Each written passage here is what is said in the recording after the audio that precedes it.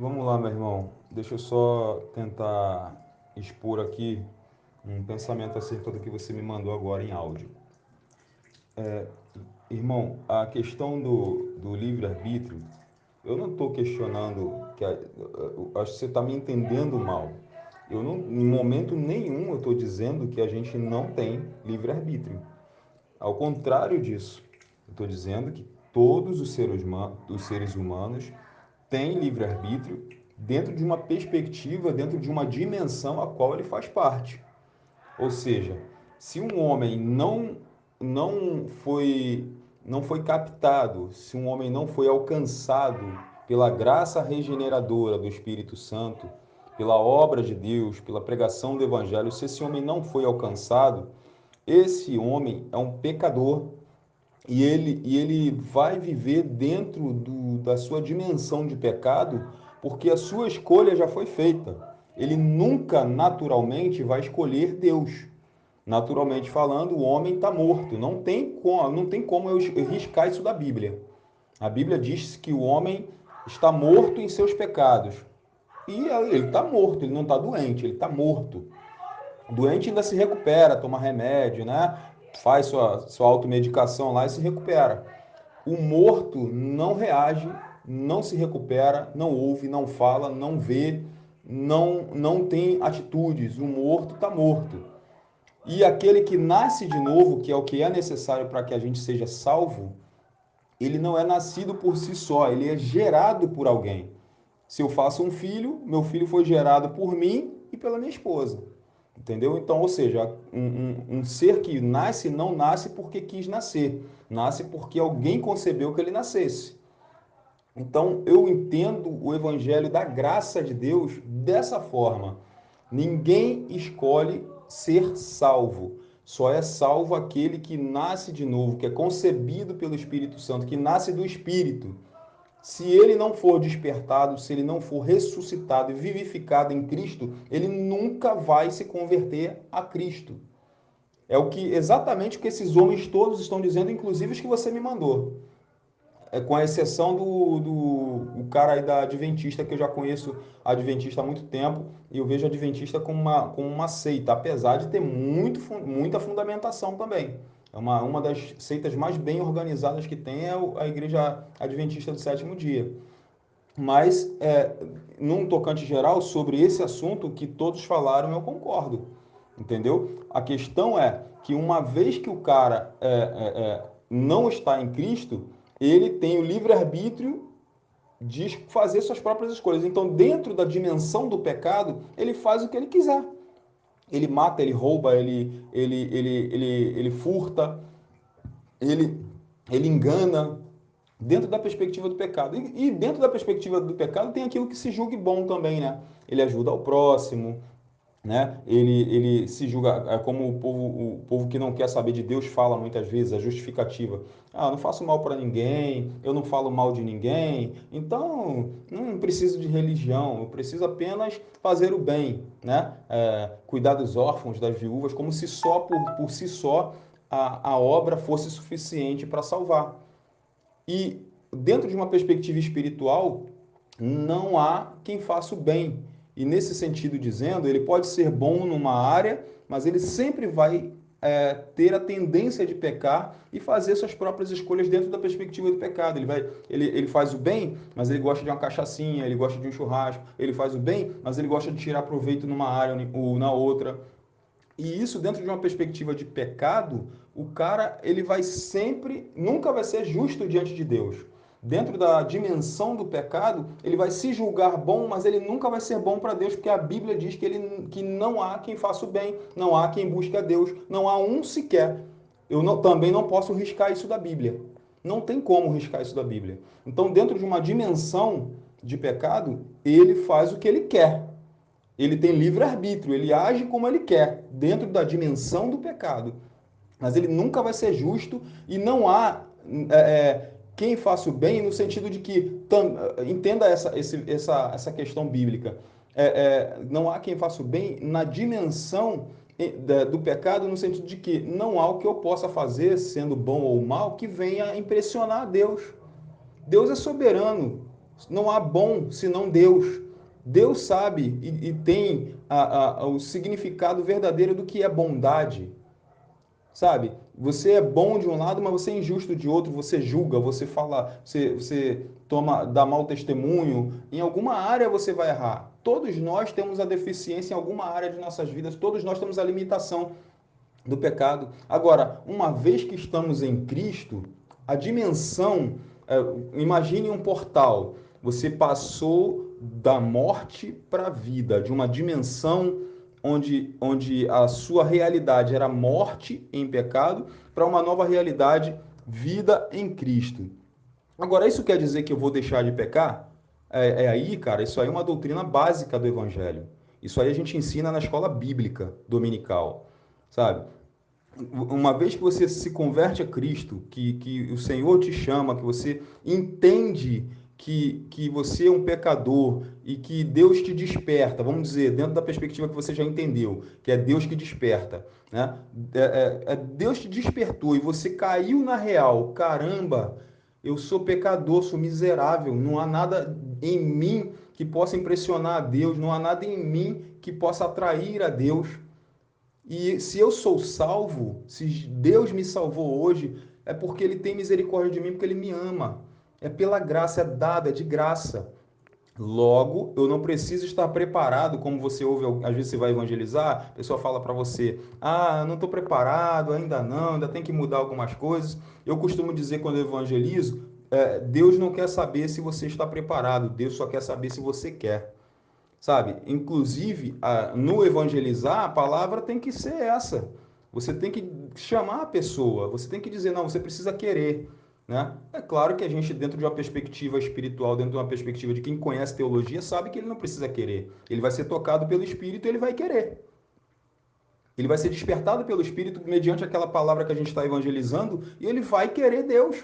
Porque ele vai entender a realidade espiritual dele. Está morto. Está morto. Precisa nascer de novo.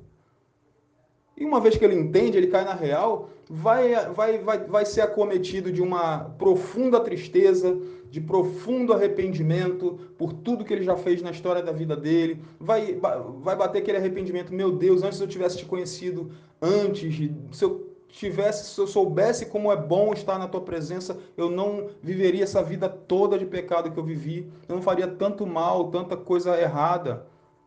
A dimensão muda, entendeu, meu amigo? A dimensão muda, ele saiu da dimensão onde ele estava, da realidade onde ele estava, e Deus o transportou das trevas para a maravilhosa luz de Cristo. Ou seja, o pecado que estava oculto a ele, Deus trouxe à luz e revelou a ele que ele está morto, que ele precisa viver em Cristo. Mas se Deus não o ressuscitasse dessa dimensão, não o tirasse dessa dimensão, ele nunca iria entender. Nunca iria chegar a ele esse entendimento, essa realidade, ele nunca ia conceber isso. Se ele escolheu Cristo, ele escolheu porque Deus o despertou. A escolha foi dele? Sim.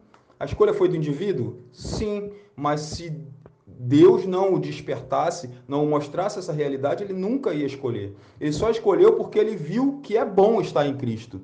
E ele só viu porque o Espírito Santo o trouxe à realidade. A verdadeira realidade espiritual. Agora, em Cristo, existe uma outra dimensão. Enquanto nós estamos nessa terra, é isso que a gente precisa entender. A doutrina básica de escola bíblica que a gente vai ensinar, isso não tem como não ensinar, porque faz parte é o básico do Evangelho. Uma vez em Cristo, você deixa de pecar? Não. Nossa realidade continua sendo pecado. A diferença está em que quem está em Cristo abomina o pecado tanto quanto Deus abomina, porque o sentimento que habita no indivíduo a partir do momento que ele se confessa Jesus como Senhor e Salvador, o sentimento é nojo pelo pecado, o que ele fazia ele não quer fazer mais, ainda que na sua carne ele deseje, e muitas vezes ele fraqueje e acabe cometendo, porém, a consciência, a realidade espiritual é outra. Ele está em Cristo, e em Cristo ele vai se arrepender, por saber, por ter consciência de coisa que ele não tinha consciência antes, ele vai se arrepender, ele vai confessar o pecado diante de Deus, vai chorar, vai dizer, Senhor, eu não quero mais fazer isso. Ali, às vezes, se ele for sincero mesmo, vai dizer, Senhor, eu quero fazer, mas tira esse sentimento de mim. Preciso que o Senhor guarde meus pés de tropeçar. Rapaz, Davi foi um grande exemplo disso. Davi, tinha coragem de dizer a Deus, né? Senhor, meu coração é sujo, crie em mim um coração novo, renove dentro de mim um espírito reto, inabalável. Rapaz, a dimensão, o entendimento, a consciência do pecado é o que a graça traz para a gente. A consciência de quem eu sou, é o que me torna humilde. Eu sou ninguém. Eu sou um miserável pecador. Eu estou limitado às condições da minha carne enquanto eu estiver nessa terra. Quando é que eu vou ser livre definitivamente disso? Quando vier o reino. Inclusive, olha aí, como que você vai entender o reino vindouro, né, que é a eternidade com Cristo na glória? Como que você vai entender isso? Onde não vai existir choro, não vai existir pranto, não vai existir maldade, todo o mal será cessado, o último inimigo de Cristo, que é a morte, será vencido. Ou seja, ninguém mais vai pecar. Por isso vai deixar de haver livre-arbítrio? Não, nós não vamos mais pecar porque nós teremos a grande revelação, né? Coisa que hoje, na limitação da nossa carne, a gente não tem no completo. Mas quando vier o que é perfeito, o que é em parte cessará. Ou seja, quando vier a glória de Cristo, quando a glória que em nós há de ser revelada, as aflições desse tempo presente não vão ser comparadas mais. A gente vai saber exatamente o que é estar numa dimensão espiritual e voltaremos a andar com Deus sem pecado e por livre vontade. E ainda assim não haverá mais pecado. Como que eu posso... por isso eu vou continuar sendo fantoche de Deus, eu não posso mais pecar porque não existe mais pecado. Né? Por isso eu vou continuar sendo, eu vou ser fantoche de Deus porque eu só posso fazer o bem, porque eu só posso adorar a Deus, porque eu vou adorar a Deus eternamente, porque eu vou andar com Cristo eternamente, porque eu vou andar contigo que vai estar comigo lá na glória eternamente, e a gente não vai mais ter pecado, por isso eu sou fantoche? Não, eu não vou mais pecar porque a realidade espiritual, a dimensão espiritual, na sua totalidade, na sua plenitude, será revelado para nós. E a gente não vai mais pecar porque a gente vai ser livre, libertos definitivamente das limitações do pecado que há hoje em nós. Agora, não quer dizer que porque eu peco, que Deus me tornou um fantoche. Pô, não tem nada a ver isso que você está falando. A questão é, se você entender a Bíblia, nós somos salvos pela graça. Não é porque eu mereço ou porque eu estou em Cristo que eu vou deixar de pecar. A diferença é que uma vez que eu entendo hoje a realidade espiritual na qual eu vivo, né? Por livre vontade, porque eu amo a Deus, porque Deus me concedeu que eu entendesse a realidade e que sem Ele eu não alcançarei vitória contra o pecado. Por Ele me conceder isso, é que eu entendo que eu sou um miserável pecador, que eu preciso viver na dependência total dEle e que eu não posso mais pecar. Agora, vou pecar, porque eu ainda vivo num plano, né, físico, onde a limitação, o mundo jaz no maligno, no mundo é do diabo, as tentações se apresentam, as seduções, os convites se apresentam. Então, se o mundo que me rodeia é pecado, se a minha carne ainda não foi transformada, meu corpo ainda não foi transformado em Cristo, que só será transformado lá quando ele voltar e nos buscar, se meu corpo não foi transformado, então eu tô limitado, cara. Não tem para onde correr, isso não é fantoche, não. Isso é apenas a realidade em que a Bíblia nos coloca. Tem que acontecer. Um dia cessará. Um dia, a minha única opção vai ser amar e adorar a Deus e andar com Ele. Isso não deixa de ser livre-arbítrio. Mas eu vou ter um arbítrio, uma escolha sempre para o bem, quando eu estiver na glória. Hoje, eu posso ter a escolha para o bem e para o mal. Eu posso fazer coisa muito pior sendo cristão. Eu posso matar alguém com raiva, num momento de ódio, no momento que alguém me irritar muito, eu posso desejar o mal de alguém, eu posso roubar, eu posso trair, sabe? Por quê? Porque eu sou limitado, ainda vivo num plano, né, em que as tentações, os convites, as coisas são muito... os convites do pecado ainda são muito fortes na nossa vida. A diferença de quem está em Cristo hoje para aquele que não está, é que quem está peca por prazer, não está nem aí se está agradando ou não a Deus, peca porque pecado é a vida dele, está morto. Agora, quem está em Cristo, vivificado em Cristo, entende que em Cristo ele tem a consciência daquilo que é certo do que é errado na perspectiva de Deus. Porque quem não está em Cristo tem a consciência do que é certo e do que é errado, mas dentro da perspectiva do pecado, dentro da dimensão do pecado. Então, para ele, ser bom ou mal, mal é quem assassina, quem rouba. Ser bom é o quê? Quem faz bem ao próximo, quem faz uma boa obra, quem faz uma ação social. Mas isso independe da fé. A fé salvífica, a fé que é despertada no coração, a fé que salva, só é despertada pelo Espírito Santo. Né? As obras são uma consequência. Quem é em Cristo, ainda que não tivesse sido bom antes, agora passa a ser. Porque vai amar. Não é porque eu sou bom que eu estou salvo. Eu sou salvo, logo, as obras que Cristo fez, as marcas de Cristo, seguem a mim. Ou seja, eu vou querer fazer o bem porque Jesus me salvou. Eu vou querer salvar porque Jesus me salvou. Sabe? É algo que, se Jesus despertou minha alma, meu coração, logo eu vou amar e querer fazer a vontade de Deus. Amar a Deus sobre todas as coisas e ao próximo como a mim mesmo.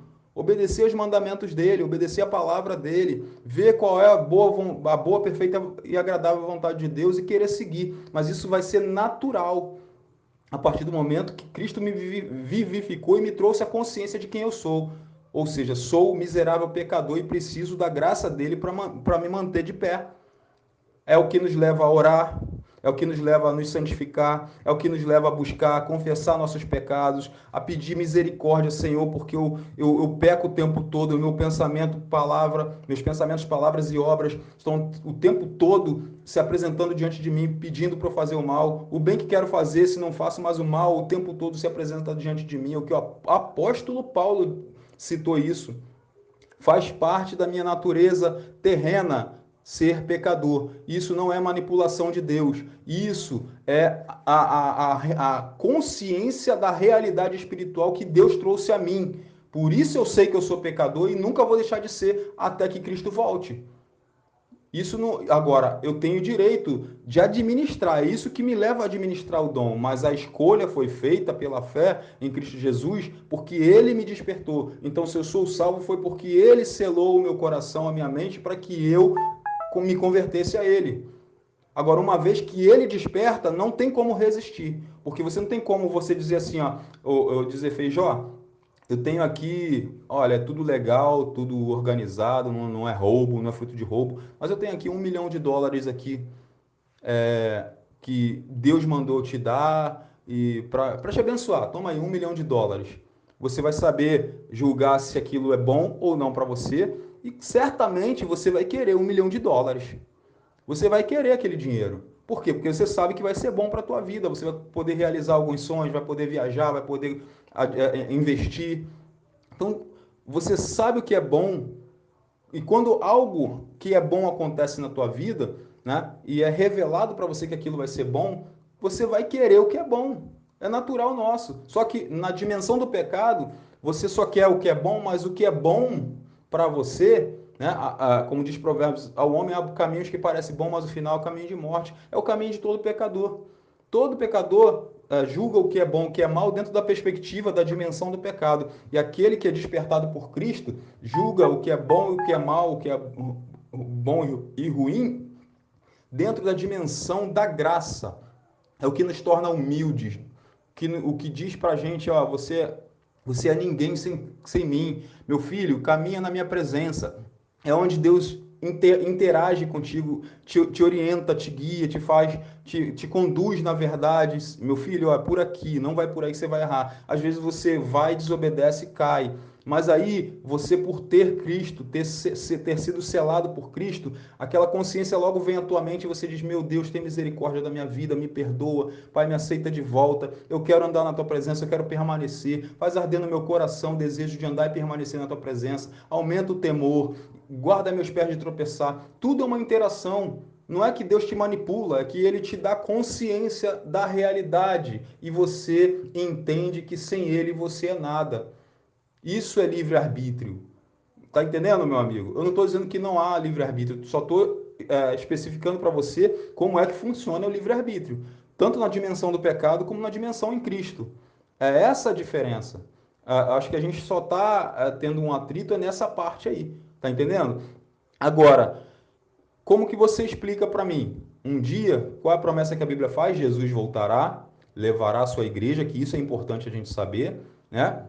Levará a sua igreja e nós estaremos na eternidade com ele, sem a limitação do pecado. Não haverá mais choro, não haverá mais pecado, não haverá mais pranto. Isso é manipulação também? Nunca mais a gente vai fazer o mal. Nunca mais a gente vai escolher entre o bem e o mal. A gente só vai querer o bem. Isso é manipulação ou é liberdade? É isso que a gente precisa diferenciar.